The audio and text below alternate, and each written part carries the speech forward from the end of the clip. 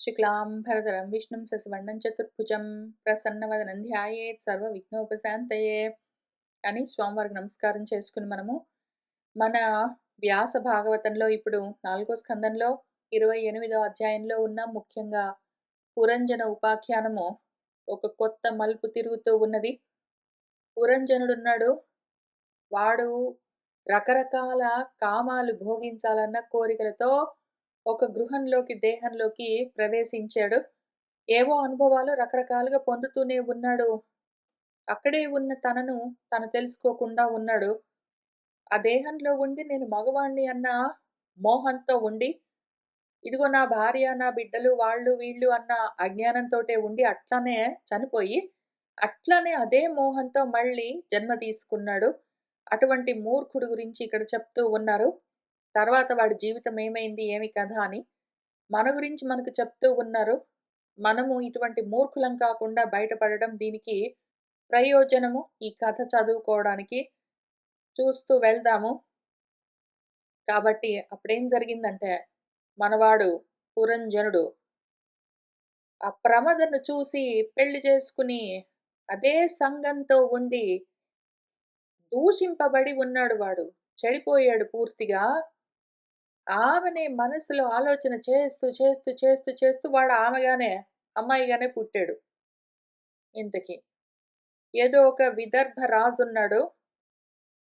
ఆ రాజు ఇంట్లో కూతురుగా పుట్టాడు. ఇప్పుడు ఇంతవరకు ఏమనుకున్నాడు, నేను కొడుకును అనుకున్నాడు, మగవాడిని అనుకున్నాడు. ఇప్పుడు ఆడపిల్లగా పుట్టాడు.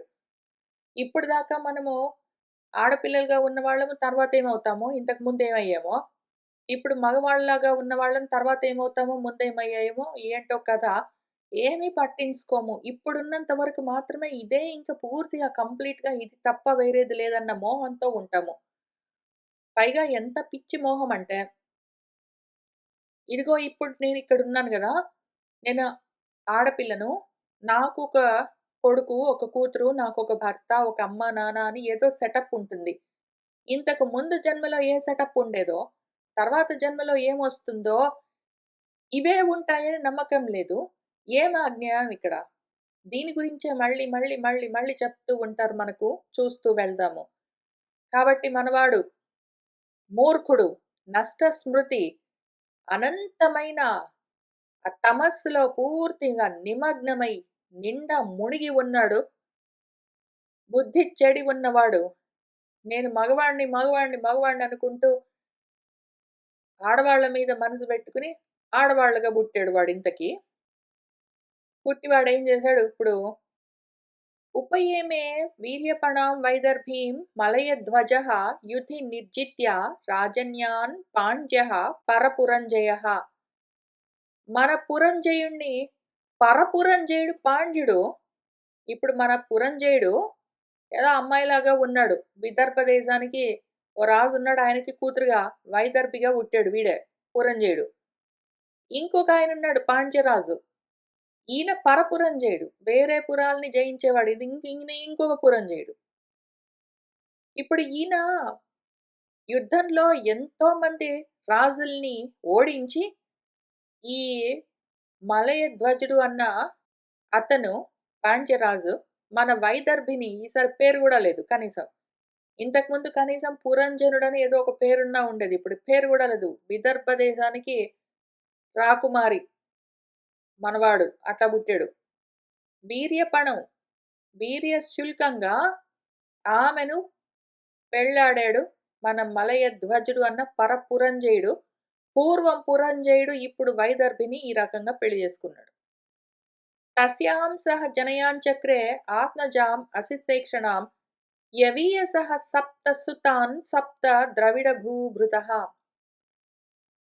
ఇప్పుడు మన మలయధ్వజుడు అన్న పురంజయుడు మన పూర్వము పురంజయుడిని పెళ్లి చేసుకొని వాడితో కలిసి ఈయన ఒక అందమైన నల్లటి కలువపూల వంటి కన్నులున్న అమ్మాయిని కన్నాడు. వీడిప్పుడు ఆడపిల్ల అయ్యాడు గదా! వీడు ఆడపిల్ల అయ్యి పిల్లని గాని అమ్మాయి అయ్యాడు ఇప్పుడు. ఇంతకుముందు వాడు నాన్న, ఇప్పుడు అమ్మ అయ్యాడు వాడు. ఆ తర్వాత వీడేం చేశాడు, ఒక ఆడపిల్లని కన్నాడు వీడే కూర్చొని, అమ్మ అయ్యాడు. వీడు మళ్ళీ ఒక 7 మంది కొడుకుల్ని కూడా కన్నాడు. ఇప్పుడు ఈ సెటప్‌లో కొత్త స్టోరీ లైన్‌లో, కొత్త జన్మలో, కొత్త డ్రామాలో వీడిప్పుడు ఆడపిల్ల, వీడికొక భర్త, వీడికొక కూతురు, వీడికొక 7 మంది కొడుకులు. వీడే కన్నాడు కూర్చొని. ఈ 7 కొడుకులు ఏదో ద్రవిడ భూములకు రాజులయ్యారట తర్వాత. అటువంటి గొప్ప కొడుకుల్ని వీడే కన్నాడు ఆడపిల్లలాగా. ఏకైకస్య అభవత్తేషాం రాజన్ అర్బుదం అర్బుదం భోక్షతే యత్ వంశధరైః మహీ మన్వంతరం పరం. ఓ రాజన్ వింటున్నావా? నీకదే రకరకాలుగా చెప్తున్నాను. నీ గురించే నీకు అర్థమయ్యేటట్టు. నీకెట్లా అర్థమైతే అట్లా పట్టుకో. ఓ బహిష్మత్ మనవాడు ఇప్పుడు ఆడపిల్ల అయ్యాడు గదా! వైదర్భి.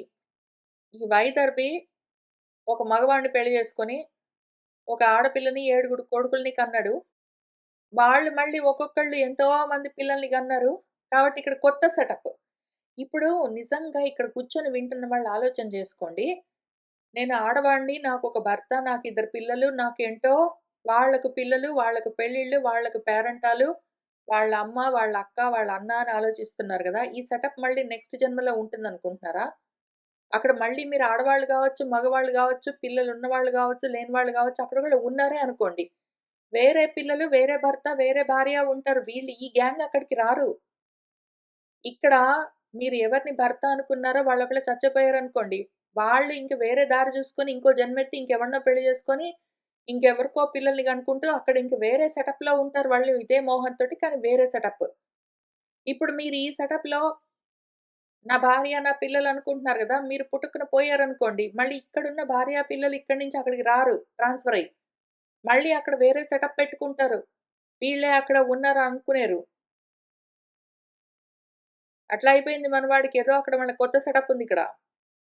ఈసారి ఆడపిల్ల గాబట్టి, ఈసారి మగవాడిని పెళ్లి చేసుకొని, ఏదో కొంతమంది పిల్లల్ని కంటే, ఆ పిల్లలకి పిల్లలు పుడితే ఏంటో జరుగుతూ ఉన్నది. ఆ రకంగా మన్వంతరం పరం. మన్వంతరం. ఈ మొత్తం మన్వంతరం ఇదే ఈ వంశమే వృద్ధి చెందుతూ ఇంకేవో కోరికలతోటి ఉండి, మంచి శుభం. ఈలోగా మన పురంజేయుడుగాడు ఇప్పుడు ఆడపిల్ల అయ్యాడు గదా! ఈ ఆడపిల్లయి పుట్టి ఇంకొక ఆడపిల్లని కన్నది గదా! ఆ ఆడపిల్లని ఇంకెవరో పెళ్లి చేసుకున్నారు. ఏదో ఒకటి నడుస్తుంటుంది మరి ఇట్లనే సెటప్. అగస్త్యుడని ప్రాక్ దుహితరముపయేమే ధృతవ్రతాం యస్యాం దృఢచ్యుతః జాతః ఇద్భవాహ ఆత్మజః మునిః. అగస్త్యుడని ఒక ఆయనున్నాడు. గొప్ప ధృతమైన వ్రతం కలిగిన వాడు. ప్రాక్ దుహిత ఉన్నది గదా! ముందు పుట్టిన కూతురు. ఈ కూతురును ఉపయేమే పెళ్లి చేసుకున్నాడు. ఈ అగస్త్యుడికి మన పురంజేయుడుగాడు ఇప్పుడు వైదర్భిగా ఉన్నాడు గదా! అమ్మాయిగా. ఆమెకు పుట్టిన కూతురిని పెళ్లి చేసుకున్నాడు గదా! ఈ అగస్త్యుడు. వాళ్ళిద్దరికీ దృఢచ్యుతుడని ఒక కొడుకు పుట్టాడు. మళ్ళీ ఈ అగస్త్యుడు ఈ వైదర్భి కూతురుకు పుట్టిన కొడుకు దృఢచ్యుతుడు ఎవరంటే మనవడు. ఇప్పుడు మన పురంజయుడు మళ్ళీ కొత్త ఫ్రెష్‌గా సెటప్ పెట్టుకుంటే అందులో మనవడున్నాడు గదా! దృఢచ్యుతుడని కూతురు కొడుకు. వాడికి ఇంకొక కొడుకు పుట్టాడు. ఇద్మవాహుడని. ముని మనవడు కూడా పుట్టాడు మనవాడికి. ఇంక కొత్త లైఫ్‌లో. సరే ఇంతకి విభజ్య తనయేభ్యః క్ష్మాం రాజర్షిః మలయధ్వజः ఆరిరాధయిషుః కృష్ణం సహ జగామ కులాచలం. అయితే కానీ మన పురంజయుడంతా మూర్ఖుడుగాడు. పరపురంజయుడు కొంచెము బుద్ధి పనిచేస్తున్నవాడు. ఇంత మోహంలో ఉన్నవాడు కాదు. మన మలయధ్వజుడు కొంచెం నయము. మన పురంజయుడు పురంజయుడు గాదు. పురంజనుడు. నేను అప్పటినుంచి పురంజయుడు అన్నట్టున్నాను. మన పురంజయుడు మూర్ఖుడు. బుద్ధి తక్కువ వాడు. మోహాలతో ఉంటాడు. ఒక జన్మలో ఆడపిల్లగా, ఒక జన్మలో మగవాడిగా, ఒక జన్మలో ఏంటేంటో రకరకాలుగా పుడుతుంటాడు, పోతుంటాడు, పుడుతుంటాడు, పోతుంటాడు. కానీ పాపం మలయధ్వజుడు పురంజనుడు గాదు. పురంజయుడు యాక్చువల్‌గా. మనం యాక్చువల్‌గా మన పురంజనుడు పురంజయుడవుతే బాగుంటుంది అని ఆశపడుతూ వస్తున్నాం గదా! కొన్ని వారాలుగా. ఆ విధంగా ఇంతకి మన పురంజనుడు అవుతాడో గాడో గాని, ఈయన మాత్రం పాపము ఆ పురంజయుడు ఇంకో జన్మలో ఆడపిల్లగా జన్మించి ఏదో ఇంకొకళ్ళని పెళ్లి చేసుకుంటే, ఆ పెళ్లి చేసుకున్న అతను మాత్రం పాపం పురంజేయుడు. ఇంతకీ ఈయన తనకు ఒక కూతురు పుడితే, ఆ కూతురిని అగస్త్యుడికిచ్చి పెళ్లి చేశాడు. వాళ్ళు పిల్లలతో, పౌత్రులతో, పుత్రులతో, పౌత్రులతో బాగున్నారు. ఈయనేం చేశాడంటే, తనకింక 7 కొడుకులున్నారు గదా! వాళ్ళకి మన మలయధ్వజుడు రాజర్షి తన రాజ్యాన్ని తన తనయులకు విభాగం చేసి ఇచ్చేశాడు. కృష్ణుణ్ణి ఆరాధించాలన్న కోరికతో కులాచలం మలయధ్వజుడి యొక్క కులానికి పర్వతమేమి కుల పర్వతము, మలయ పర్వతము. ఆ మలయ పర్వతానికి వెళ్ళిపోయాడాయన తపస్సు చేయడానికి. అంతే ఆయన వానప్రస్థము. ఎంత పుణ్యాత్ముడో, ఎటువంటి జ్ఞాని మన పురంజయుడు. పరపురంజయుడు నిజంగా గూడా పురంజయుడాయన. ఆయనేదో పెళ్లి చేసుకున్నాడు, పిల్లల్ని కన్నాడు, చేయగలిగినంత రాజ్యపాలన చేశాడు. కొంచెం వార్ధక్య లక్షణాలు కనిపించగానే వెంటనే పిల్లలకు గూడా పిల్లలు పుట్టిన తర్వాత నేనింక గృహస్థాశ్రమంలో ఉండేం చేస్తాను తప్పు గదు అనుకున్నాడు. ఆయనింక వానప్రస్థానికెళ్ళిపోయాడు. ఆయనకి నమస్కారం మన రాజర్షికి, మలయధ్వజుల వారికి. నిజంగా పురంజయుడు పాపం. ఆయన ఆ విధంగా వెళ్ళిపోయేసరికి మన మూర్ఖుడున్నాడు గదా! పురంజనుడు. ఇప్పుడు ఈ జన్మలో ఆడపిల్లై జన్మించి పురంజయుడిని పెళ్లి చేసుకున్న పురంజనుడున్నాడు గదా! మూర్ఖుడు. వాడు ఇప్పుడేం చేశాడో చూద్దాం. హిత్వా గృహాన్ సుతాన్ భోగాన్ వైదర్భి మదిరేక్షణ అన్వధావత పాండ్యేశం జ్యోత్స్నా ఇవ రజనీకరం ఊడుకుంటుందేంటి? ఇంతకు ముందు మగవాడిగా పుట్టినప్పుడు కూడా చచ్చిందాకా భార్యాపుత్రుల పైన అదే మోహము. చచ్చే సమయంలో కూడా, పోయే కాలంలో గూడా భార్య మీద అంతే మోహంతో ఉండి, అట్లనే ఇప్పుడు తానే ఇంకో భార్యగా పుట్టి, ఇప్పుడు గూడా మళ్ళీ భర్త మీద మోహం పోక, భర్త అన్నీ వదిలిపెట్టి వానప్రస్థానికి వెళ్ళిపోతూ ఉంటే, వెంటబడి వెళ్ళడమే ఇంకా ఆగడమేమిలే అక్కడ. మోహానికి అంతే లేదు. ఇంటిని, పిల్లల్ని, భోగాలను అన్నింటినీ హితువా వదిలిపెట్టి మనం మదిరేక్షణ మత్తెక్కి ఉన్నది, ప్రమత్తతతో ఉన్నది. అప్రమత్తంగా ఉండే ఉద్దేశమే లేదసలు. పాండ్యేశం తన భర్తను, ఆ పాండ్య రాజును అన్వధావత అనుసరించి పరిగెత్తిందింకా అడవుల్లోకి గూడా. అంత మోహము, అంత మోహము. ఎట్లా అంటే రజనీకరం జ్యోత్స్న ఇవ చంద్రుండి వెన్నెల వదిలిపెట్టి ఉండనట్టు ఈయన ప్రాణం వదిలిపెట్టకుండా పీక్కొని తినడానికే అడవుల్లో గూడా పడిపోయింది. పాపం పురంజయుడు ఆ పురాన్ని జయించాలని, తన గురించి తను తెలుసుకోవాలని ఆత్మసాధన కోసం బయలుదేరితే, ఈ పురంజనుడికి అవకాశమే లేదు. అక్కడ గూడా వదిలేకిలే. అదో పెద్ద ఘనకార్యంలాగా మళ్ళీ. లోకంలో అట్లా నువ్వు లేక నేను లేను, నేను లేక నువ్వు లేను అని బంకలాగా, జీడి పాకంలాగా తగులుకుని ఉండడము మహా ఘనకార్యం అని మాట్లాడుకుంటారు.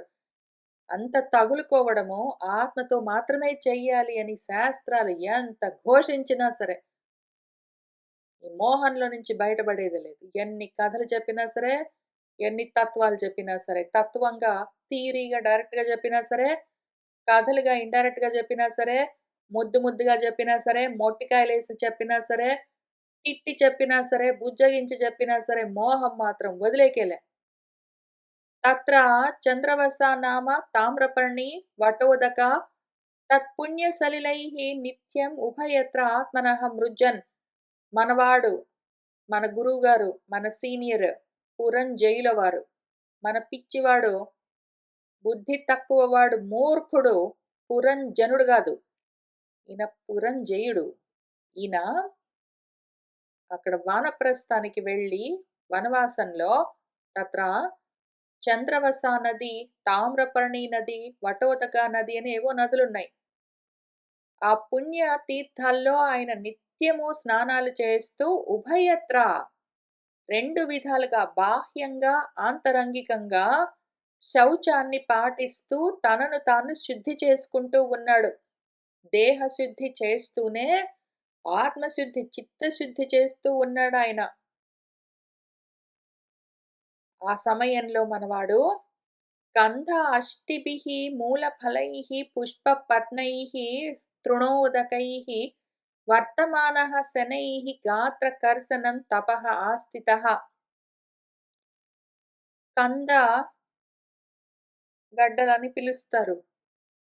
అష్టిభిః అంటే విత్తనాలు, గింజలు, రాలిపడ్డ గింజలు.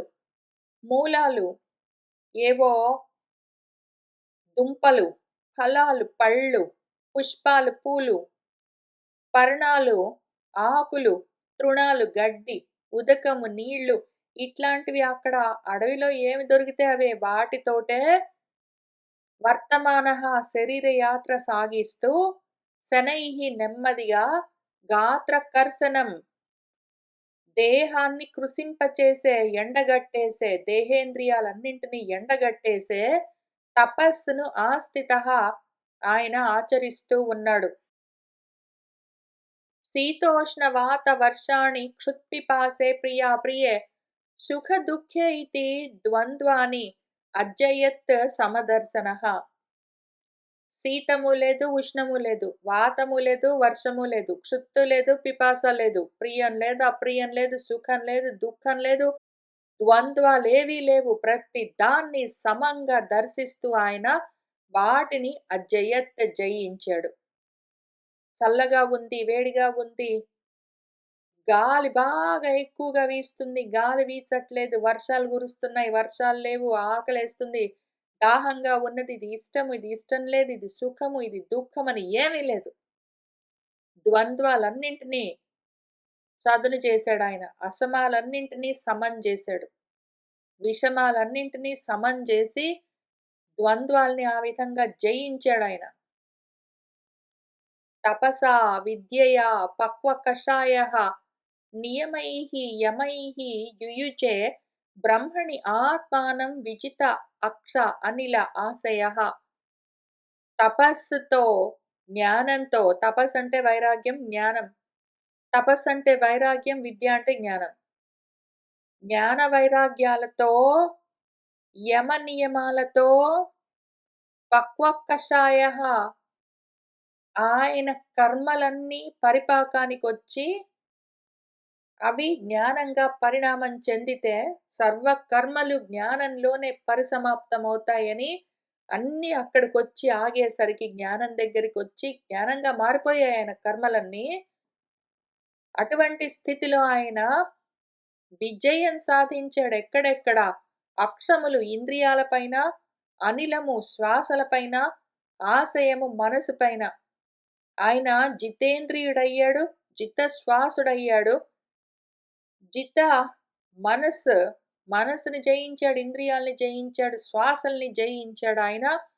చివరికి ఆత్మానం బ్రహ్మణి యుయుజే తనను తాను బ్రహ్మంతో కలుపుకున్నాడు. ఆ విధమైన భక్తి ఎట్లా అంటే అనాత్మల్ని వదిలిపెట్టి ఆత్మను తగులుకున్నాడు ఆయన. ఆస్తే స్థాణుః ఇవ ఏకత్ర దివ్యం వర్షశతం స్థిరః వాసుదేవే భగవతి నా అన్యత్ వేద ఉద్వహన్ రతిం. ఆయన స్థాణుః ఇవ ఉన్నాడు.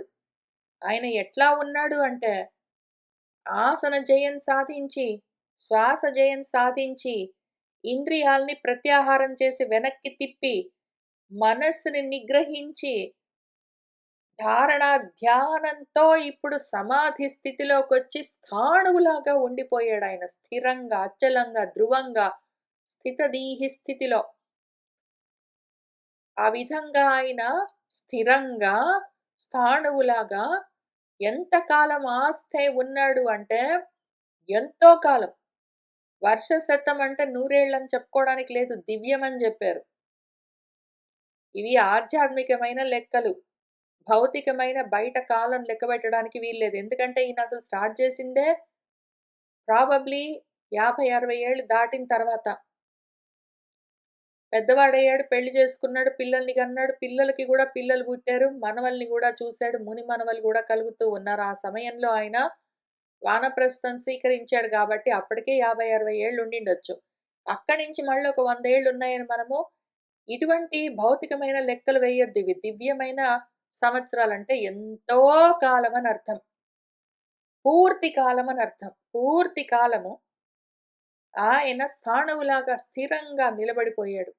ఎట్లా అంటే వాసుదేవే భగవతి. వాసుదేవంలోనే ఆ భగవంతుడిలోనే రతిని ఉద్వహన్ ఎత్తిపెట్టి నిలిపి నా అన్యత్ వేద ఇంకేమీ చూడట్లేదాయన.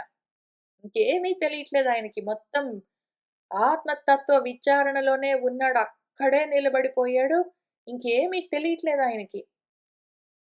సహ వ్యాపకతయా ఆత్మానం వ్యతిరిక్తతయా ఆత్మని విద్వాన్ స్వప్నే ఇవ ఆమర్శ సాక్షిణం విరరామః.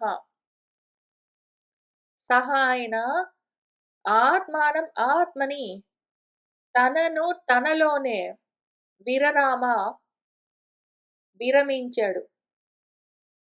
ఆయన తనను తనలోనే నిలిపేశాడు. ఏ తనలో ఏదైతే వ్యతిరిక్తతయా వ్యాపకత్వంతో ఉన్న తనొకటి, దానికి వ్యతిరేకమైన పరిచ్ఛిన్నమైన తనొకటి. పరిచ్ఛిన్నమైన తను దేహం వరకే పరిమితము, ఇంత మాత్రమే జ్ఞానము, ఇవి నా కర్మలు, ఇవి నా ధర్మాలు అంటూ పరిచ్ఛిన్నమైపోయి ఉన్న వ్యాపకత్వానికి వ్యతిరేకమై ఉన్న ఏ తను ఉన్నదో జీవభావము, అటువంటి ఆత్మను ఆమర్శ సాక్షిణం అంతఃకరణంగా ఉపాధిగా ఉన్నదేదున్నదో దాన్ని తీసుకుని వెళ్ళి వ్యాపకత్వమై ఉన్న ఏ తను ఉన్నదో అంతా వ్యాపించి ఉన్న తనులో తనను స్వప్నంలో చూస్తూ ఉన్న దానిలాగా ఇవన్నీ స్వప్నం కళ ఎక్కడి నుంచి వచ్చి ఎక్కడ కలుస్తూ ఉంటుంది, ఎక్కడుంటుంది నాలోనే.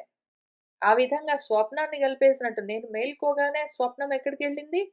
నాలోనే కరిగిపోయినట్టు ఈయన మేల్కున్నాడు. ఇంతవరకు నేను అని వేరుగా చూస్తున్నవేవున్నాయో అన్నీ ఆయనలోనే కరిగిపోయాయి. ఆ విధంగా ఆయన ఆ స్థితిలో అది ఆయనకు ప్రబోధ సమయము. ఆయన మేల్కున్నాడు. అటువంటప్పుడు యా నిశ సర్వభూతాన్ని అని మన భగవంతుడు చెప్పిన పద్యంలో లాగా ఆ యతి, ఆ ముని మేల్కోగానే ఈ జాగృత్ అన్న స్థితి, ఆ స్వప్నం అన్న స్థితి మొత్తం అన్ని ఇంకేమీ లేవు. జాగృతి లేదు, స్వప్నం లేదు, వేరే అవస్థ లేదు. అన్ని మొత్తం అంతా తనలోనే కరిగిపోయి తను మాత్రం నిలబడిపోయాడు. ఆ విధంగా మేల్కున్నాడాయన. సాక్షాత్ భగవతా ఉక్తేన గురుణా హరిణా నృపా విశుద్ధ జ్ఞాన దీపేణ స్ఫురత విశ్వతోముఖం పరే బ్రహ్మణి చ ఆత్మానం పరం బ్రహ్మ తథా చ ఆత్మని వీక్షమాణః విహాయ ఈక్షాం అస్మాత్ ఉపరరామః. ఓ నృప రాజా, వింటున్నావా? ఈ కథ జాగ్రత్తగా విను. నేను చెప్తున్నది ఎవరి గురించి నీకు హైలైట్ చేసి ఇంతవరకు హీరో ఎవరని చూపించానో పురంజనుడు గాడిని చూపించాను కదా, వాడిని ఫోకస్ చేస్తున్నావా నువ్వు? కాదు, వాడు నువ్వు. మూర్ఖుడివి నువ్వు. అయితే నువ్వు అసలు ఎవరు అవ్వాలి? ఎవరు అయి ఉన్నావు? పురంజయుడివి. కాబట్టి అసలు హీరో ఇప్పుడు ఎంటర్. ఓకే. ఇంతకు ముందు ఎంతో సేపటి నుంచి కొన్ని వారాలుగా చెప్తూ ఉన్న పురంజనుడు హీరో కాదు. ఆ పురంజనుడు పురంజయుడైతే వాడు ఎప్పుడైతే అవతరించడం కాదు, ఇప్పుడు ఉత్తరిస్తున్నాడో వీడు మనకు హీరో ఇప్పుడు ఎంటర్ అయ్యాడు. చూసావా? వీడు ఎట్లా ఉత్తరించాడో చెప్తున్నాను, వింటున్నావా? కాబట్టి ఓ నృప, ఆ గురువు, ఆ హరి, ఆ భగవంతుడు సాక్షాత్తుగా ఏమి చెప్పాడో యథాశాస్త్రం అట్లానే దాంతో పాటే విశ్వతోముఖం స్ఫురత విశుద్ధ జ్ఞాన దీపేన అన్ని వైపులా స్పష్టంగా తెలుస్తూ ఉన్న విశుద్ధమైన ఆత్మ జ్యోతి జ్ఞాన దీపంతో ఈ రెండు కూడి రాగా ఏదైతే శాస్త్రం చెప్పిందో, ఏదైతే తనకు తెలుస్తూ ఉన్నదో, శాస్త్ర ప్రమాణము, ఆత్మసాక్షి రెండూ కూడి వస్తే శాస్త్రాల్లో ఏమి చెప్పారో అది చుట్టూ మొత్తం అదే దర్శిస్తూ ఉంటే బ్రహ్మము. శాస్త్రం అంటే మన వేదాలన్నీ బ్రహ్మము. ఆ బ్రహ్మంలో చెప్పినవన్నీ ఏమున్నాయో అవి ప్రవచనాలు, భగవద్గీతలవన్నీ. ఏవైతే సాక్షాత్తుగా భగవతా ఉక్తేన అన్నప్పుడు భగవద్గీతలు, భగవత్ వాక్కులు మన వేదాలు అవి బ్రహ్మలు. ఆ బ్రహ్మల్లో చెప్పబడ్డవన్నీ ఈ బ్రహ్మాండంగా కనిపిస్తున్న జగత్తులో తెలుస్తూ ఉంటాయి. ఆ వేదంలో చెప్పిన విషయాల్లే మొత్తం అంతా కనిపిస్తూ ఉంటే, పూర్తిగా బ్రహ్మమయమై ఉంటే, అటువంటి స్థితిలో ఆయన ఆత్మానం తనను తాను పరబ్రహ్మలో, అట్లానే ఆత్మని తనలో పరబ్రహ్మను, తనను పరబ్రహ్మలో, పరబ్రహ్మను తనలో అనన్యంగా వీక్షమాణః చూస్తూ అస్మాత్ ఈక్షాం ఇంక వేరే దృష్టిని, అన్యం అన్న దృష్టిని విహాయ వదిలిపెట్టి పూర్తిగా ఆయన ఉపరమించాడు. తనలో తాను నిలిచిపోయాడు. ఇంక మన మూర్ఖుడు పురంజనుడు /వైదర్భి మగవాడు ఆడవాడు. ఎందుకంటే దేహ భావన మాత్రమే ఉన్నవాడు. వీడేమయ్యాడో చూద్దాం. మన విలన్. బేసికలీ మన విలన్. అవుతే హీరో. కాకపోతే విలన్. అవుతే జ్ఞాని. లేకపోతే అజ్ఞాని. అయితే ఆత్మ. లేకపోతే అనాత్మ. వాడేమయ్యాడో చూద్దాం.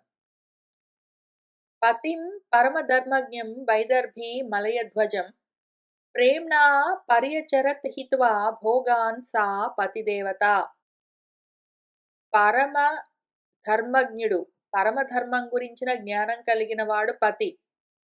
వాడితోటి ఉండి ఉండి ఉండి మన వైదర్భి ఏం నేర్చుకుంది? ఏమిలే.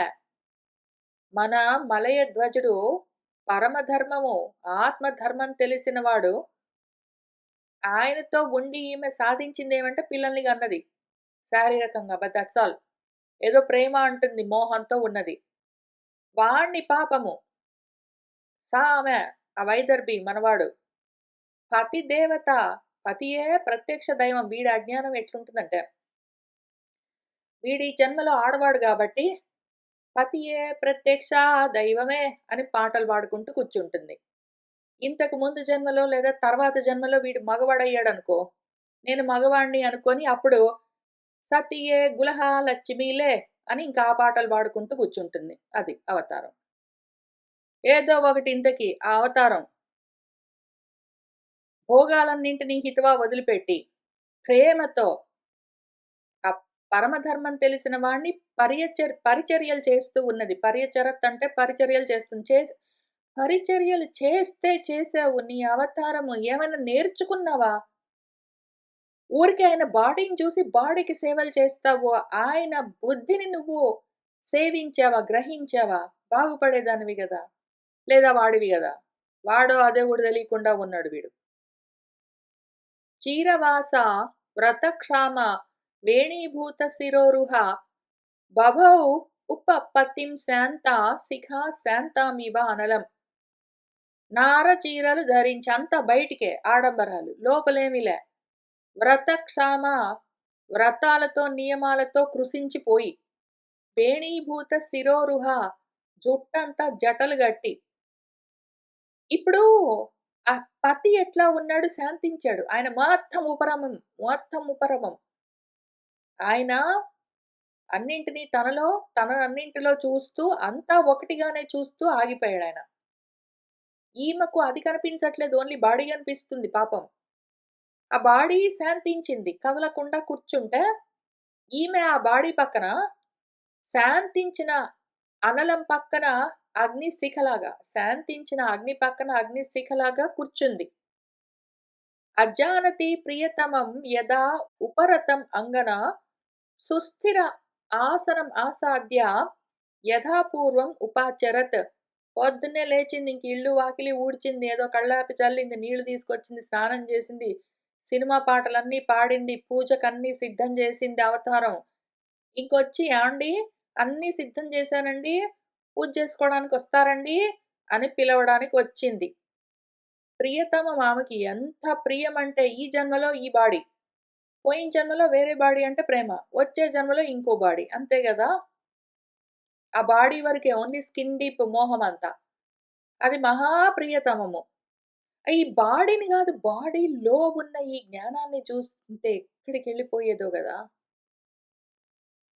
ఏదో ఒకటి అంగన యథా ఉపరతం ఆయన ఎప్పుడో అన్నీ విరమించి దేహాన్ని చాలించి ఎళ్ళిపోయాడు. మొత్తం అంతా తనలో లయం చేసుకున్నాడు. అజానతి మనకేమైనా తెలుసా? ఏమీ లే. లోపలుంది తెలీదు. బయట బాడీ మాత్రం కనిపిస్తుందంతే. బయట కనిపిస్తున్న దేహం మాత్రమే కనిపించే చూపు. అంతవరకే ఉందా చూపు. ఆ లోపల ఆయన ఎప్పుడో ఎళ్ళిపోయాడు. ఆమెకి తెలియని గూడా తెలియట్లేదు. ఇప్పుడు సడెన్‌గా అదాటున పోయాడా? ఇంతకాలం సాధన చేసాడు తీవ్రంగా. చూస్తూ ఏమి నేర్చుకున్నావు నువ్వు? ఎందుకు చేస్తున్నాడనుకుంటున్నావు నువ్వు? అటువంటి సాధనకి ఆయన చేస్తున్న ఆత్మాభ్యాసానికి పరిణామం ఎట్లా ఉంటుందో గూడా నీకు తెలీదు? అంత మూర్ఖంగా బాడీ జూసుకొని సుస్థిర ఆసనమాసాధ్య స్థిరంగా ఆయన పక్కన కూర్చొని, యథాపూర్వం ఇంతకు ముందులాగానే ఏవో ఉపాచరత్ పనులన్నీ చేస్తూ ఉన్నది. కొంచెం సేపు చూసింది. ఇల్లు ఊడుస్తుంది, వాకిలి ఊడుస్తుంది, వంట చేస్తుంది, టిఫిన్‌లు చేస్తుంది, పూజకు సామాన్లు సర్దుతుంది, ఏంటో చేస్తుంది. ఈయన కదలకుండా కూర్చున్నాడు. కొంతసేపు చూసింది. దగ్గరకొచ్చింది. "ఏమిరా ఇంత టిఫిన్ చేసి మళ్ళీ పోయి, ఏమయ్యా ఎంతసేపు తపస్సు చేస్తావు? ఎంతసేపు ఆ సంధ్యావందనాలు పూజలో? ఏమన్నా టిఫిన్ చేసిపోయి మళ్ళీ చేసుకుందువురా? అలసిపోతావు. నీరసం వస్తుంది. నీరసం వస్తే అవన్నీ నువ్వు చేయలేవు" అని పాపం పిలిచింది గూడా. ఆయన ఉలుకు లేదు, పలుకు లేదు, కదలట్లేదు. ఎప్పుడు ఇట్లానే చేస్తాడు. ఇంక కూర్చున్నాడంటే ఆ సమాధి స్థితిలో లేవనే లేవడు. అంత గంటలు గంటలు కూర్చుంటే కాళ్ళు గూడా నొప్పులు పుడతాయి. నడుము బీకుతుంది. కొంసేపు పండుకోరాదు. మళ్ళా తర్వాత లేచొచ్చి చదువుకుందువు అని గూడా చెప్పి చూసింది. ఆహా! కదలట్లేదు మనవాడు. ఎప్పుడు ఇట్లానే చేస్తాడు. ఓహో! ఈయన చేస్తాడు. దగ్గరికన్నా ఎళ్లి చూద్దాం. ఏమయ్యా? ఏమయ్యా? అని భుజాన్ని కదిలించి చూస్తుంది పాపం. తిందువు రావయ్యా! తిన్నాకొచ్చి మళ్ళీ కూర్చొని ఏదో చేసుకుందువు పటు అని చెప్దామని వచ్చింది. యదా న ఉపలేభేత అంగ్రౌ ఊష్మాణం పత్యుః అర్చతి ఆసీత్ సంవిఘ్న హృదయా యూథభ్రష్ట మృగీ యథా. ఏదో కదిలించి చూసింది. యదా ఎప్పుడైతే పత్యుః అర్చతి ఆయన దగ్గరకొచ్చి పలకరించింది. తినడానికి ఏమైనా వస్తావా? ఏంటో అడుగుతుంది మరి ఏంటి చేస్తుందో. ఆయన అంగ్రౌ కాళ్ళు పట్టుకొని చూసింది. ఊష్మాణం న ఉపలభేత ఆయన వెచ్చగా తాకలేదు. చల్లగా ఉన్నాయి కాళ్ళు. ఇంకా గుండె పగిలింది. సంవిఘ్న హృదయ ఇంకా ఆమెకు ఎంత భయం పట్టుకుంది. వణుకొచ్చింది. అమ్మో! వదిలేసిపోయినట్టున్నాడు శరీరాన్నని, చచ్చిపోయినట్టున్నాడు అని. యూత భ్రష్ట మృగీ యథా ఏదో తన సమూహంలో నుంచి, గుంపులో నుంచి విడిపడి ఒక జింక తప్పించుకుని పారిపోయి అది రోడ్డు మీదకొచ్చిందనుకోండి. ఏదో ఒక అడవి ఉంది. అడవిలో ఏదో రోడ్డు మధ్యలో నుంచి వెళ్తుందనుకోండి. ఇదేమో జింకల సమూహంలో నుంచి రాత్రిపూట విడిపోయింది. ఎటో పడిపోతూ ఉంది ఆ జింక. ఆ రోడ్డు మీద వెళ్తూ ఉంటే ఏదో జీపో, కారో, పెద్ద ట్రైనో ఏదో వస్తుంది లారీనో. పెద్ద పెద్ద లైట్స్ తోటొస్తే ఇదేం చేస్తుంది? దీని తెలివితేటలు ఎట్లా ఉంటాయంటే బిగుసుకొని పోతుంది. వెంటనే దాన్ని యాక్చువల్‌గా ఇంగ్లీష్‌లో dear in the head lights అంటారు. హెడ్ లైట్స్ దగ్గర జింక ఉన్నదనుకోండి అది బిగుసుకుని కళ్ళు అట్లనే అప్పగించి బొమ్మలాగా నిలబడుతుంది. కదలదింక రోడ్డు మధ్యలో. ఎందుకంటే చచ్చిపోదామని సూసైడల్ లక్షణాలు గావు. దానికి కాళ్ళు చేతులు ఆడవు. అట్లా బిగుసుకొని పోతుందది. ఆ రకంగా ఎన్ని జింకలు చచ్చిపోయాయో. ఇగో ఈ జింక గూడా అంతే. తెలివి తక్కువ. మృగతృష్ణల వెంట బడిపోయే మృగం ఇది. అట్లా అయింది. గుండె పగిలింది. అయ్యో! ఏమయ్యా? ఏమి కదలట్లేదు? అయ్యో! ఏమైంది? కదులు ఆ! అని ఇంకా పలకరిస్తున్నది అక్కయ్య. ఆత్మానం శోచతి దీనం అబంధుం విక్లవాశ్రుభిః స్తనౌ ఆసిచ్య విపినే సుస్వరం ప్రరురోదసా. ఇంకా తనను చూసుకుంటే తనకొచ్చింది దుఃఖం. భర్త పోతే పోయాడు ఏదో ఒకటి. కానీ ఇప్పుడు తనకెంత కష్టమొచ్చింది. అయ్యయ్యో! అని తన గురించి తనకు శోకమెక్కువ. పోయినవాడు పోతే పోయాడు. నేను అన్యాయం అయిపోయాను. నేను ఒక్కదాన్నయిపోయాను. నన్ను చూసుకునేవాడు లేడు. అయ్యో! అని నేను అబంధునయిపోయాను. నాకు బంధువు లేడు. అయ్యో! ఈయనెళ్ళిపోతే నేనొక్కదాన్నయిపోయాను. నాకింత దైన్యమొచ్చింది. నాకెంత శోకమొచ్చిందని ఇంకా విక్లవాశ్రుభిః అక్లీబ అయ్యయ్యో! అయ్యయ్యో! అయ్యయ్యో! అని ఆ దుఃఖంతోటి, ఆ కష్టంతోటి కన్నీళ్లు గారుతుంటే, అబ్బో! నాకెంత కష్టం వచ్చింది. నన్ను వదిలేసి పోయావా? నువ్వు అట్లా నన్ను వదిలేసిపోతే నేనేం చేస్తాను? నేనేమి గాను? అయ్యో! నువ్వు అట్లా నన్ను వదిలేసిపోతే నేనేమైపోతానో? అయ్యయ్యో! అనుకుంటూ ఈమె గురించే ఈమె ఆలోచన. పోయినవాడి గురించి గాదు. ఇంకా ఆమె కన్నీళ్లు కారి, కారి, కారి ఆ స్తనాల మీదంతా జారి అదంతా తడిసిపోతుంది. ఇప్పుడు ఈ జన్మకున్నాయి స్తనాలు. వచ్చే జన్మలో ఏముంటాయో మళ్ళీ వృషణాలు అవతారం. ఇంతకి ఆ విపినే ఆ అరణ్యంలో సుస్వరం పెద్దగా నాదాలన్నీ బెట్టి, పెద్ద గావుకేకలన్నీ బెట్టి ఏడుస్తుంది ఆ అవతారం. ఇంతకుముందు ఇదే అవతారం ఇట్లానే అవతారాన్ని చాలిస్తే, ఈ అవతారానికున్న ఇంకో అవతారం ఇట్లే ఏడిచింది. ఇదంతా. "ఉత్తిష్ట ఉత్తిష్ట రాజర్షే ఇమాం ఉదధి మేఖలాం దస్యుభిః క్షత్రబంధుభ్యః బిభ్యతీం పాతుమర్హసి." ఓ రాజర్షి లే లే లే లేవయ్యా లే! ఈ భూమిని చూసావా? ఈ రాజ్యాన్ని చూసావా? దొంగల పాలైపోతుంది. క్షత్రబంధులు రాజుల రూపంలో ఉన్న దొంగలందరూ, నిజంగా దొంగలందరూ ఈ రాజ్యాన్ని ఏం చేస్తారో ఏమో అని భూమంతా భయపడుతూ ఉన్నది. దాన్ని కాపాడవలసి ఉన్నది. లేవయ్యా లే! ఏం అట్ట పడుకున్నావు? ఏవం విలపతి బాలా విపినే అనుగతా పతిం పతితా పాదయోః భర్తుః రుదతి అశ్రూణి అవర్తయత్. ఏవం ఈ విధంగా మన బాల ఎందుకు? ముసలమ్మ గారు గదా! ఇప్పటికే. మనవల్ని కూడా చూసింది బాల అని ఎందుకు రాస్తున్నారు అంటే బుద్ధి ఎదగలేదు కాబట్టి. విలపతి ఈ విధంగా ఏడుస్తూ, విలపిస్తూ ఆ అరణ్యంలో పతిని అనుసరించి పాదయోః భర్తుః పతిత భర్త పాదాల దగ్గర పడి ఇంకా అశ్రూణి ఆవర్తే కళ్ళలో నుంచి నీళ్లు ధారాపాతంగా కారుతుంటే ఇంక రుదతి ఏడుస్తూ ఉన్నది. ఏడ్చి, ఏడ్చి, ఏడ్చి చేయవలసినవి ఉంటాయి ఆగవు గాబట్టి, చితిం దారుమయీం చిత్వా తస్యాం పత్యుః కళేవరం ఆదీప్య చ అనుమరణే విలపంతి మనోదధే. చితిని కర్రలవన్నీ ఏరుకొనొచ్చింది అడవిలో నుంచి. ఒక చితి పేర్చింది చితువ. దాని మీద భర్త కళేవరాన్ని నిలిపింది. దాన్ని అంటించింది అగ్నితో. అనుమరణే ఆ బాడీతో పాటు నేను గూడా మరణిస్తాను అని విలపిస్తూ, నేను కూడా సాగమనం జేస్తాను అని ఆలోచిస్తూ ఉన్నది. అప్పుడేం జరిగిందంటే, తత్ర పూర్వతరః కశ్చిత్ సఖా బ్రాహ్మణः ఆత్మవాన్ సాంత్వయన్ వల్గునా సామ్నా తాం ఆహ రుదతీం ప్రభో. ఓ ప్రభు వింటున్నావా రాజా? ఓ బర్హిష్మంతుడా నీ కథే నీకు చెప్తున్నాను ప్రాచీన బర్హి. అప్పుడేం జరిగిందంటే, ఈ మూర్ఖుడికి ఒక మహాజ్ఞాని స్నేహితుడున్నాడని చెప్పుకుంటూ వస్తూ ఉన్నాం గదా! వీడికి పురంజనుడికి ఒక పురాతనమైన సఖుడున్నాడు. అవిజ్ఞాత నాముడు, అవిజ్ఞాత చేష్టుడు అని. ఆయన ఇప్పుడు లోపల నుంచి చెప్తే తెలుసుకోవట్లేదు మన పురంజనుడు గాబట్టి, లేదా విదర్భి, లేదా ఇంకో పలాని పేరు. ఏదో నామం, ఏదో రూపం, ఏదో సెటప్. లోపల నుంచి తెలియట్లేదు గాబట్టి బయట నుంచి చెప్పాల్సొచ్చింది అందుకని. పూర్వతరః కశ్చిత్ సఖా ఎప్పటివాడో ఒక స్నేహితుడున్నాడు. ఒక బ్రాహ్మడు, ఆత్మవంతుడు, ఆత్మస్వరూపము.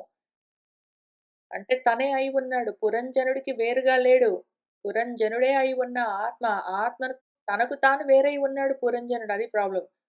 తనకు తాను విభజనమై, అనాత్మలతో భక్తమై, అనాత్మల పైన భక్తితో, ఆత్మ పైన భక్తిని వదిలిపెట్టి మూర్ఖుడైపోయాడు. తనను తాను పోగొట్టుకున్నాడు ఇంతకది. ఇంతకీ తనే తనకు ఇంకో రూపంగా కనిపించి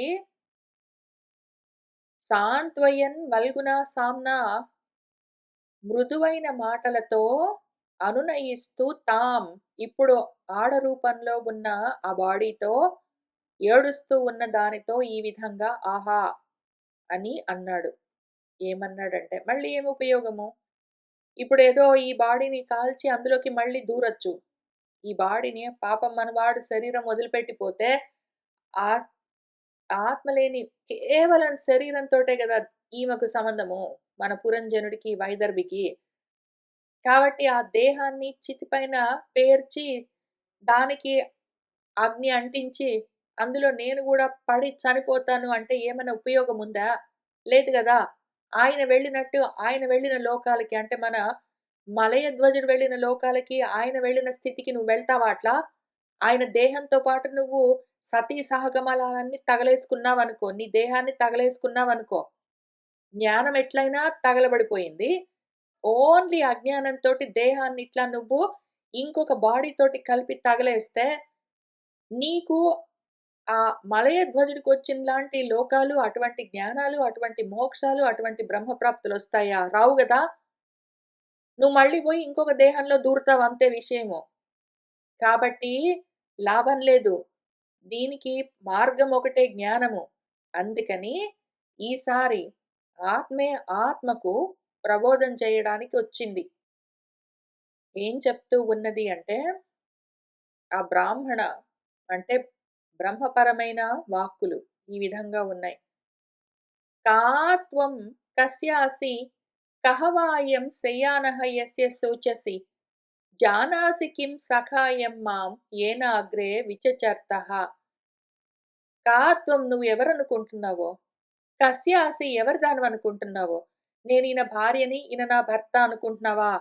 నువ్వెవరని అనుకుంటున్నావు నువ్వు?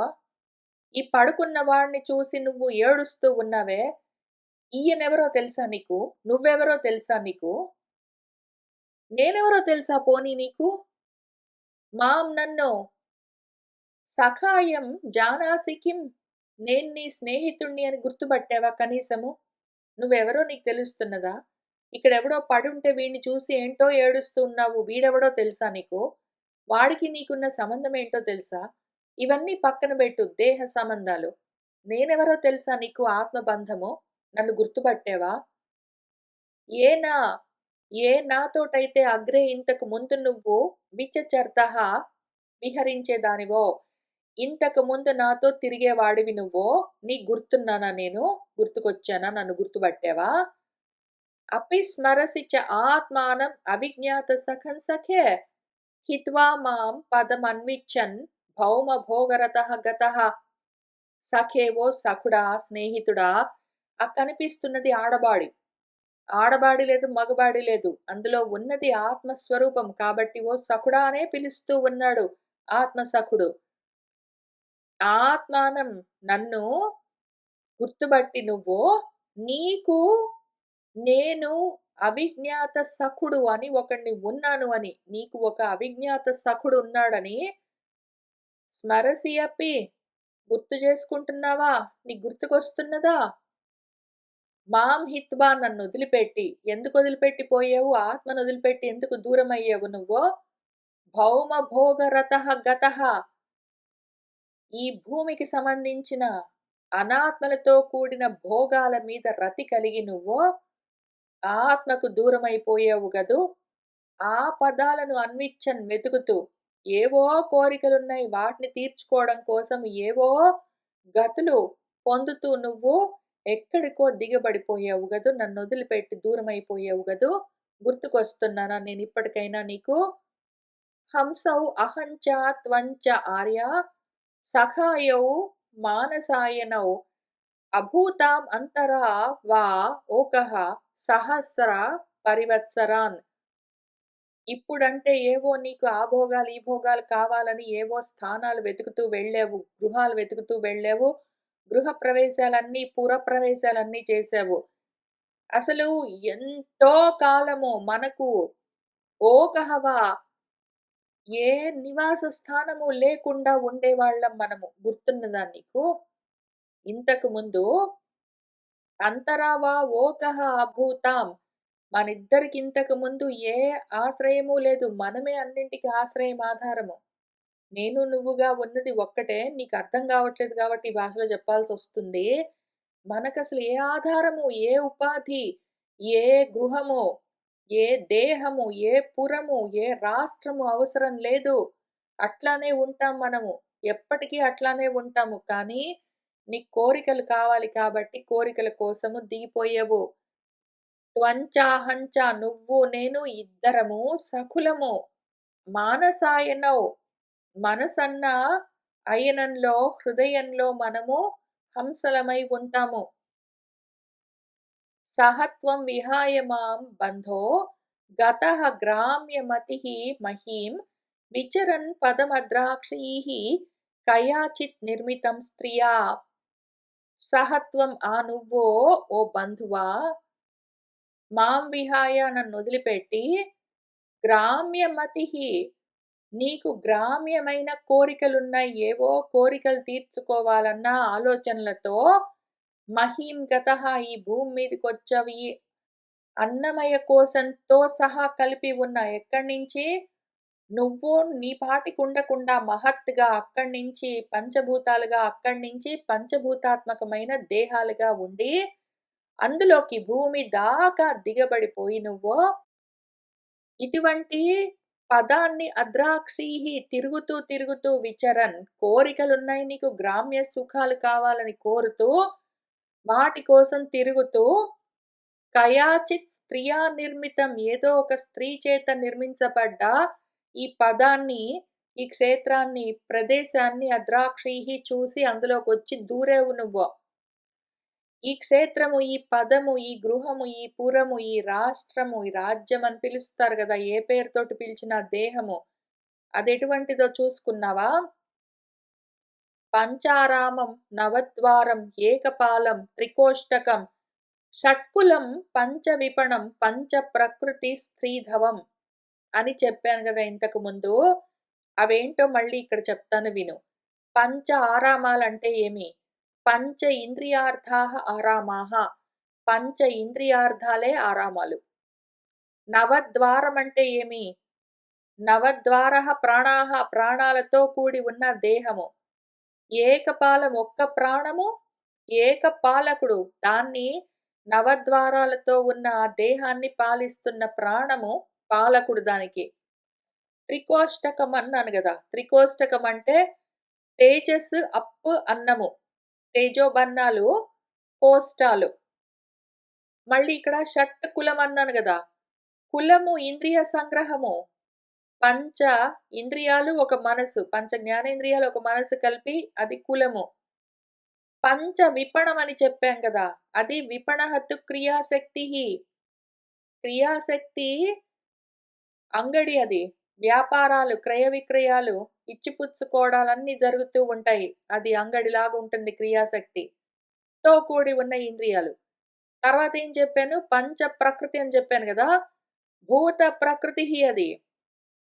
అది పంచభూతాలే ప్రకృతి అయి ఉన్నది. స్త్రీధవం ఒక స్త్రీ చేత నడపబడుతూ ఉంటుందది. అవ్యయమైన స్త్రీ ఎవరు అంటే శక్తి. మాయాశక్తి అధీనంలో ఉంటుంది ఇదంతా.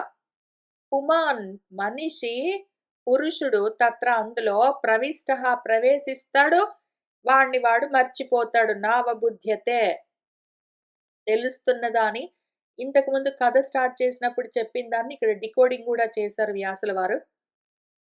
తస్మిన్ త్వం ఆయన చెప్పాల్సిన అవసరం లేదు. మనం చాలా మటుకు కనిపెట్టాం. మనం యాక్చువల్‌గా రకరకాలుగా కనిపెట్టాం. ఆయన ఎందుకైనా మంచిది మూర్ఖులకి ఏదో మన ప్రాచీన బర్హులకు, పురంజనులకు అర్థం గాదని ఆయనే మళ్ళీ చెప్పుకుంటొచ్చారు. తస్మిన్ త్వం రామయా స్పృష్టః రమమాణః అశ్రుత స్మృతిః తత్సంగాత్ ఈదృశీం ప్రాప్తః దశాం పాపీయసీం ప్రభో. తస్మిన్ త్వం అటువంటి ఈ దేహంలో నువ్వు దూరి ప్రవేశించి తెలుసుకోక రామయా స్పృష్టః ఆ ఇంద్రియారామంతో స్పృశించబడ్డవాడివై రమమాణః అవే కోరికలతో రమిస్తూ అశ్రుత స్మృతిః నీ గురించి నువ్వు పూర్తిగానే మరిచిపోయి తత్సంగాత్ వాటితో అసత్ సంఘాలన్నీ పెట్టుకుని ఈదృశీం ఇటువంటి గతిని ఇక్కడ కూర్చొని వామ్మో వానాయనో నన్ను వదిలిపెట్టిపోయావు నేనేమైపోతాను అయ్యయ్యో నేనుండను నీతో పాటే వచ్చేస్తానని శోకండాలన్నీ పెట్టి ఏడుస్తున్నావే ఈ దుఃఖము, ఇటువంటి దుర్భరమైన దుర్గతి, ఇటువంటి స్థితి నీకెందుకు కలిగిందనుకుంటున్నావో? ఈ దుస్సంగం పెట్టుకున్నావు కాబట్టే, అసత్సంగం పెట్టుకున్నావు గాబట్టే, ఈదృశీం దశాం ప్రాప్తః ఇటువంటి స్థితిని పొందావు. దుఃఖాలెందుకు నీకు అంటే, నిన్ను నువ్వు పోగొట్టుకున్నావు కాబట్టే, అసత్సంగాలన్నీ పెట్టుకున్నావు కాబట్టే. ఎందుకు? కోరికలతో ఉన్నావు కాబట్టి. అందుకనే ఓ ప్రభువు పాపీయసీం ఈదృశీం దశాం ప్రాప్తః పాపిష్టిదైన పతనమైపోయే దుర్గతులతో కూడి ఉన్న ఈ దిక్కుమాలిన దశను నువ్వే తెచ్చుకున్నావు కోరుకుని. నాకెందుకొచ్చాయి ఇన్ని కష్టాలంటే నువ్వే తెచ్చుకున్నావు. నత్వం విదర్భ దుహిత నాయం వీరః సుహృత్తవ న పతిః త్వం పురంజన్యాః రుద్ధః నవముఖేయయ. నువ్వు విదర్భరాజు కూతురుననుకుంటున్నావా? నా కాదు. అయం వీరః ఈ వీరుడు ఇక్కడ పడి ఉన్నాడు గదా! వీడు తవ సుహృత్ నీ సుహృత్, ఈయన నా సుహృత్, నాకు ఎంతో ప్రేమ, నాకెంతో ప్రియము, నా భర్త అననుకుంటున్నావా? నా కాదు. త్వమ్ము ఇప్పుడంటే ఏదో నువ్వు విదర్భ దుహిత అనుకుంటావు. ఇంతకు ముందు పురంజనికి భర్తనై ఉన్నాననుకుంటున్నావా? అప్పుడు ఆ పురంజని లేదు. అప్పుడు నువ్వు అక్కడ భర్త గాదు. ఇక్కడ ఈయన ఎవరో ఈ వీరుడు లేడు. ఇక్కడ నువ్వు భార్య గాదు. నువ్వు మొత్తము నీ కోరికల చేత ఇదొకటి ఒకటున్నది. దాని చేత ఈ నవముఖము 9 రంధ్రాలతో ఉన్న ఈ దేహంలో రుద్ధము అడ్డగించబడ్డావు. ఇందులో ఇరుక్కున్నావు వచ్చి పక్షిలాగా ఈ పంజరంలో. మాయా హి ఏషా మయా సృష్టా యత్ పుమాంసం స్త్రియం సతీం మన్యసే న ఉభయం యత్ వై హంసౌ పశ్య ఆవయోః గతిం. ఏషా మాయా హి ఇదంతా. ఇప్పుడు నువ్వు ఏదో విదర్భ రాజకుమారివి, ఇక్కడ వీడు ఈ వీరుడు నీ భర్త, ఏంటో నీకు బిడ్డలు, నువ్వు ఏడుస్తున్నావు, ఈయన ఉన్నాడు, ఆయన పోయాడు, ఇంకేంటో ఇదంతా మాయ. పోయిన జన్మలో నేను పురంజనుణ్ణి, నా భార్య పురంజని, నాకేంటో బిడ్డలు, రాజ్యం అని అనుకున్నావు, అదొక మాయ. ఈ మాయలన్నీ మయా సృష్ట, నేను సృష్టించాను కాబట్టే ఈ మాయలన్నీ ఉన్నాయి. ఎత్తి ఏదైతే పుమాంసం నేను మగవాణ్ణి అంటావో, నేను స్త్రీని అంటావు, నేను సతిని అంటావు, ఏంటో అంటావు, ఇవన్నీ మన్యసే అనుకుంటున్నావు గదా! నువ్వు స్త్రీవి గాదు, నువ్వు పురుషుడివి గాదు. నవుభయం 2 గాదు నువ్వు. ఎత్ ఏదైతే నువ్వో, నేను చెప్తున్నాను విను. ఆవయోః గతి, మనిద్దరం ఎవరము అంటే హంసలమని పశ్య తెలుసుకో. అహం భవాన్ నచ అన్యః త్వం త్వం ఏవ అహం విచక్ష్వ భోః నన్నౌ పశ్యంతి కవయః ఛిద్రం జాతు మనాక్ అపి. అహం నేను, నువ్వే. అన్యః నచ్చ వేరుగాదు. నేను నువ్వు ఒకటే, నేను నువ్వే వేరుగాదు. త్వం నువ్వు కూడా, అహం ఏవ నేనే వేరుగాదు. నువ్వు నేనే, నేను నువ్వే. మనిద్దరం వేరుగాదు. జీవం వేరు, ఆత్మ వేరుగాదు. జీవాత్మైక్యం తెలుసుకో. చదువుకోలేదు, చదువుకున్నా కూడా నీ బుద్ధికి పట్టదు కదూ. కూర్చొని విచారణ చెయ్యి. దాని పేరే ఆత్మాభ్యాసము. హో విచక్ష్వ, విచారించి చూడు, తెలుసుకో, చూడు, తెలుసుకో, విచారించు. నౌ మనము ఇద్దరము వేరు అని జ్ఞానులు భేదము చూడరు. కవయః కవులు, క్రాంత దర్శనం కలిగిన వాళ్ళు, అన్నీ దాటి చూడగలిగిన వాళ్ళు జ్ఞానులు, మనాక్ అపి ఏ మాత్రము, ఏ కొంచెము కూడా, జాతు ఎప్పుడూ కూడా, నౌ మనిద్దరిలో ఛిద్రం భేదం అన్నది, తేడా అన్నది న పశ్యంతి చూడనే చూడరు. మనిద్దరికి ఏ మాత్రం భేదం లేదు. నేనే నువ్వు. యథా పురుషః ఆత్మానం ఏకం ఆదర్శ చక్షుషోః ద్విధా అభూతం అవేక్షేత తథా ఏవ అంతరం ఆవయోః. మరి మనం ఎందుకు వేరుగా అనిపిస్తాము? జీవుడు వేరు, పరమాత్మ వేరని ఎందుకు అనిపిస్తుంది అంటే, యథా ఎప్పుడైతే పురుషుడు తనను తాను ఆదర్శ చక్షుషోః అద్దం లాంటి చూపుతో ఏదో ఉపాధిని అద్దంలాగా పెట్టుకుని అటువంటి చూపుతో చూస్తూ ఉన్నాడు అంటే, ఏకం ఒక్కటే అయిన ఆ ఆత్మ ద్విధ 2 విధాలుగా అభూతం ఉన్నట్టుగా అవేక్షేత చూస్తాడు. తథా ఏవ దాని వల్లే అవయోహో మనిద్దరిలో అంతరము భేదము. చూసే చూపును బట్టి ఉంటుంది. ఉపాధిని బట్టి చూస్తే మనిద్దరిలో భేదమున్నట్టుగా అనిపిస్తుంది కానీ, వస్తుతః లేదు.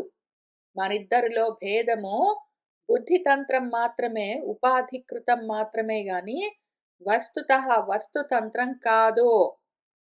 ఏవం సహ మానసః హంసః హంసేన ప్రతిబోధితః స్వస్థః తత్ వ్యభిచారేణ నష్టాం ఆపః పునః స్మృతిం. ఏవం ఈ విధంగా సహ మానసః హంసః ఆ మనసులోని హృదయంలోని హంస ఇంతవరకు ఒక జన్మలో పురంజనుడు అనుకుని, ఒక జన్మలో విదర్భి అనుకోని, ఒక జన్మలో ఆడాడనుకుని, ఒక జన్మలో మగాడనుకుని ఏంటేంటో అనుకున్న ఆ మానస హంస ఇప్పుడు అక్కడే ఉన్న హంస చేత ప్రతిబోధిత ఈ విధంగా బోధించబడి, మేల్కొల్పబడి, మేల్కుని స్వస్థః తన స్వస్థితికి చేరుకున్నది. తత్ వ్యభిచారేణ ఆ వ్యభిచారము ఆత్మకు దూరం అవ్వడమే వ్యభిచారము.